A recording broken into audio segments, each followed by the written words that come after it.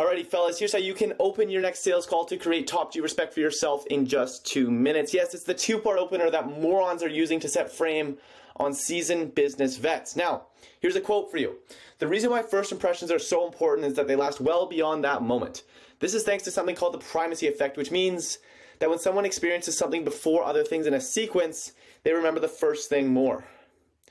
Now, this quote was originally taken from good old Google. Right now, it doesn't matter where this quote came from. It doesn't matter if it came from Google, if it came from King Solomon, or if it came from your sister. The point is that first impressions are one of the most important part of your sales calls, because if you hop on the sales call and you don't command respect, your prospect isn't going to trust you. They ain't going to respect you, and the likelihood that they are going to do business with you is going to shrink down to next to nothing. Right? So it is very, very, very, very, very important that in the beginning of our sales calls, we hop on, we command respect, we show that we're somebody that is worth doing business with. And in this video, I'm going to break down exactly how anyone can do that, okay? But a quick story time. So Kenan Salamov, right? Kenan is an 18-year-old kid growing up in the Netherlands. When I first met Kenan, he had a lot of insecurities. He really struggled with his sales process, and he looked at himself as a nerd. He didn't look at himself as somebody who, is worthy of respect, is worthy of charging high ticket, and is worthy of being respected in the business world. And I had known about him in the First Night Challenge, and I had known about him in the Accelerator, but it wasn't until I had the opportunity to invite him into the inner circle that I actually got to really meet Kenan and really build a relationship with him. And during that process, I asked him to send him one of his sales calls. And as he sent it to me, him and my business partner, Alex, took a look at it, and we realized that right away, the beginning of his sales calls absolutely sucked. He wasn't showing that he was somebody that should be respected. He wasn't conveying trust in his prospects, and as a result, he wasn't closing. But as we audited the sales call, we gave him a couple key things that he could begin to implement on his future calls moving forward. And these key things are the same things I'm going to share with you guys in this video. And as he did that, and well, you can see the conversation that we're having here. So when I met Kenan, he was at $800, and this just using these 3 simple tweaks, just 2 weeks later, what's your MRR at now? 2.8K. So we basically went from $800 to just under 3K in 2 weeks, right, with his agency. Right now, this is an agency that's been around for like 6 months. Okay, using these 3 simple tweaks that I'm going to share with you guys in this video. So before I get into the video, if you want to go with Kenan for free, 100% free, no sales pitch, no fucking BS. I ain't even going to sell you a $997 course, even though I wish I could. Okay, but if you want to go with Kenan for free, you can join RSC's free community. You get 4,000 SMMA owners that you can network with. Free, get your first or next SMMA client in 250 DMs course. We also have a free 2K to 10K a month course. And then we also do free weekly coaching calls. And if you don't know already, my incentivization for giving you all this free shit without trying to sell you some BS course on the back end is because I partner with agency owners doing 10K a month or more. So my incentivization is to get you up to 10K a month, so maybe we can talk business then. Okay, link in description for that. Now, in this video, you're gonna learn how to take authority frame by positioning yourself on camera looking like a top G.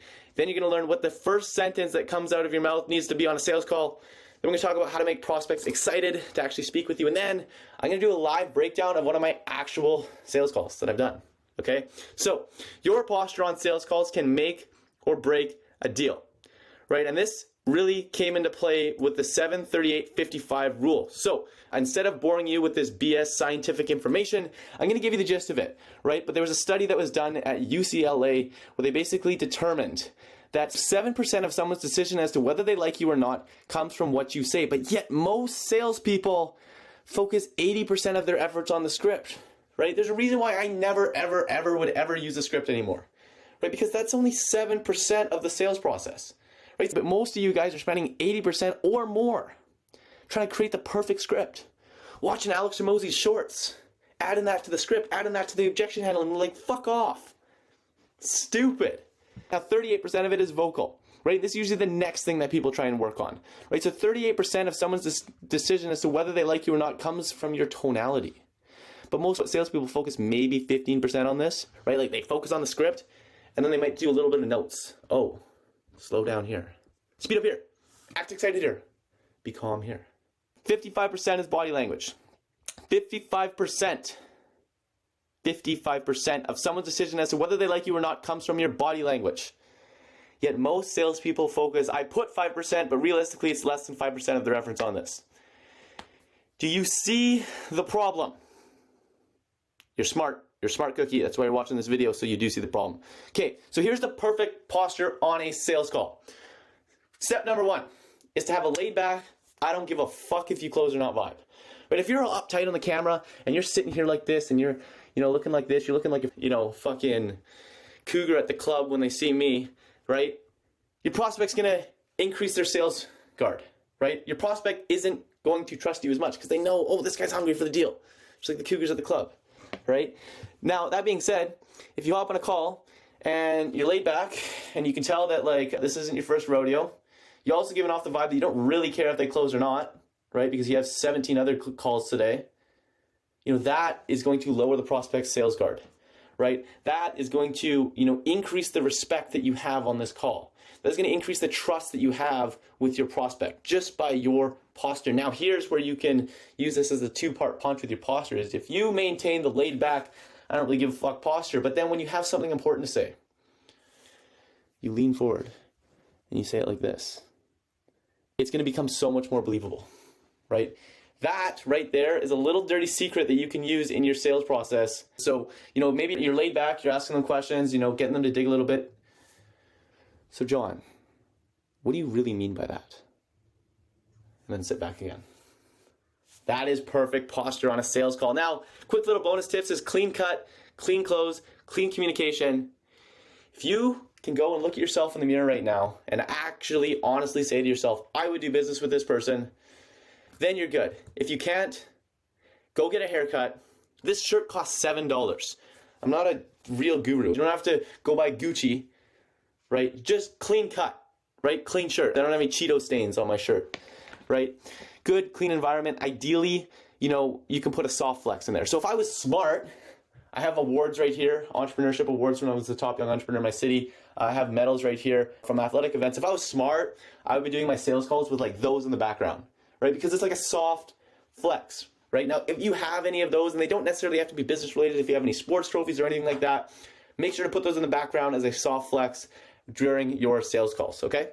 So now that you have perfect posture, what do we say? Well, I want to get you to meet Mo. Mo is the ex-Max Perzon sales drone who couldn't build a lick of rapport when I first met him. That being said, at least the way that Mo interpreted Max Perzon's sales process was to ask rapport losing questions right off the bat and treat this thing as a professional corporate sales process. And as he was doing this, he couldn't build a lick of rapport. And I make fun of Mo here, but really Mo is like the thousands and tens of thousands of SMMA owners that I've met throughout my journey here at RSC. They're following a script, they're building no rapport, right? And they're following some other guru sales process that they found on the internet in exchange for an email opt-in or $997, right? Now, after we looked at Mo's sales process, we reviewed it, we told him to take the script, throw it out the window, and follow the exact same process that Kenan and you're about to be following after watching this video. This is what happened. He finally has an actual agency. We restructured the entire beginning of a sales call so he could command respect, he could command authority, he could come across as somebody worth trusting on the sales call, and he hit $3K a month just a few weeks later. So here's what you do not want to say as you open up your sales call. Number one is, how's the weather? Your prospects know that you're building fake rapport, and as a result, you lose rapport. When somebody asks me how the weather is, I fucking hate it, because I know what you're doing. I know you're asking bullshit, stupid fucking questions to try and build rapport. And as a result, you're losing rapport, right? Here's another one. Let's dive into things. Do you still have 30 minutes? Let's dive into things, right? That puts the prospect's guard up. They feel as though they're about to be interrogated to their expense and to your benefit, right? So they're not going to want to actually give you the real answers, right? Or any of this bullshit. And here's one of my old sales scripts that I used to use because I used to make these exact same mistakes that you guys did. Right? I used to say, hey, name, I'm Dylan. Welcome to the call. I appreciate you taking the time to make this happen. How's it going today? Great. Now, the reason for the call today, name, is to determine if partnering with Outwork Media is going to be the right fit for your gym. To determine that, I have a few questions I'd like to ask to make sure this is mutually beneficial. Holy sales call. Holy, I don't trust this person. He's just trying to sell me something. Right? The goal is to naturally flow from, hey, how's it going? And to tell me about your business. Now, as we do this, we want to break the ice and get a laugh, share a damaging admission and build trust, and make them think, this time, it's going to be different. That's what the Cougars at the club say. This time, it's going to be different. So how exactly do we do that? Well, number one is the icebreaker. So here are some examples of icebreakers that you can start implementing as of your next call. Number one is irregular call starts, right? So Hermosi, he tells the story about when people came to his gym, he would do a cartwheel and then greet them at the door, right? That is an irregular way to start the call. That is an irregular icebreaker. Stefan, one of the coaches inside RSC, he would do something with his agency where he would start the call playing music and dancing in the background, right? That is a way to break the ice, the way to get the laugh. Obviously, you want to find one that resonates for your niche. Okay, here's another one. Irregular how's it going answers, right? So everybody's going to start the call with, hey, how's it going? I'm just being boring, staying out of trouble. Right, that's an irregular, like they're expecting you to say, oh, it's going good, how are you? Right, but when you hit them with something different, gets a little laugh, gets a little ice break.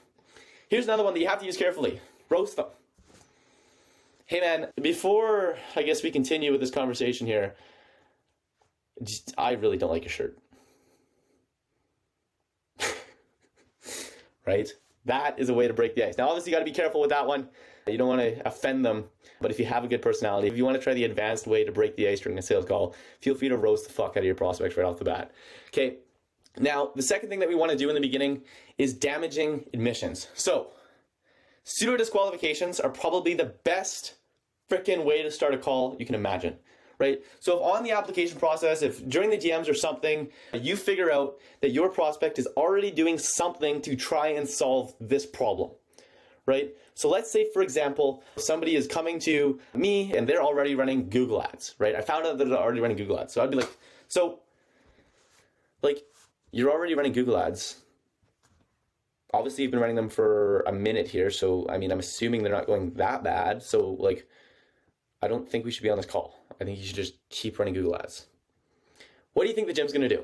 Oh, no. I hate Google ads because of this and because of that. And like, this is what we're actually struggling with, right? And in addition to figuring out what their problem is right off the bat, you just conveyed a whole lot of trust by trying to get them off the call, by trying to disqualify them right off the bat. That is a pseudo disqualification. Now, another thing is a service deficiency. So let's say I was looking into your gym. I noticed you're doing a lot of online personal training. I have bad news. I don't know a lick about online personal training. I don't know how to get you more online personal training clients. Oh, no, that's okay. We're looking to fill up our group membership. Can you help with that? Oh, yes, I can. Bam. Damaging admission right off the bat. Alrighty, fellas, the moment that you've been waiting for, okay? So, a couple months ago, I had a conversation with an individual that applied to join the RSC Inner Circle. Now, I knew right off the bat that this individual wasn't going to be a fit. As I don't know if you have applied before, like, you know that only 3% of people actually get accepted. This individual was unfortunately in the 97%, and we didn't, have this conversation for very long.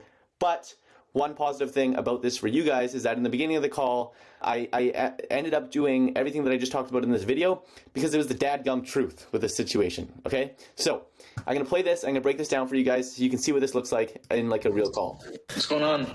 Not much. How are you? Pretty good. So you can see I'm laid back and I kind of given off the I don't give a fuck vibe. How's it going? Oh, no, pretty good. Not much. Alrighty. Okay, I got not so fun news. I don't know if this is going to be a good fit for what we kind of have going in the inner circle.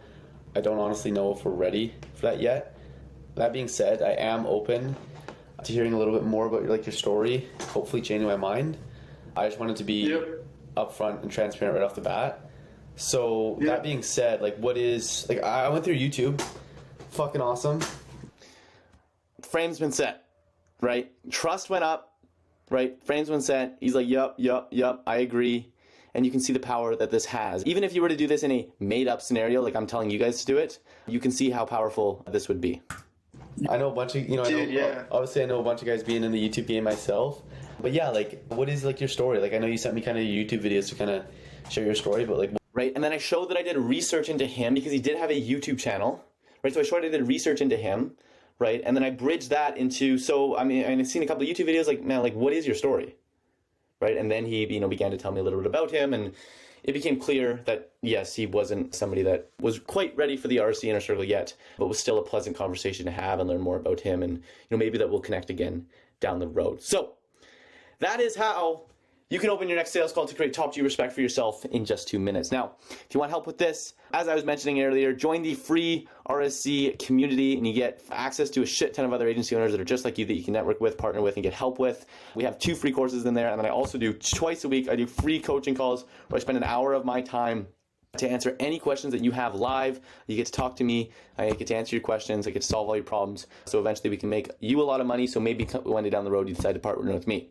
Other than that, I appreciate you as always, and I'll see you in the next video.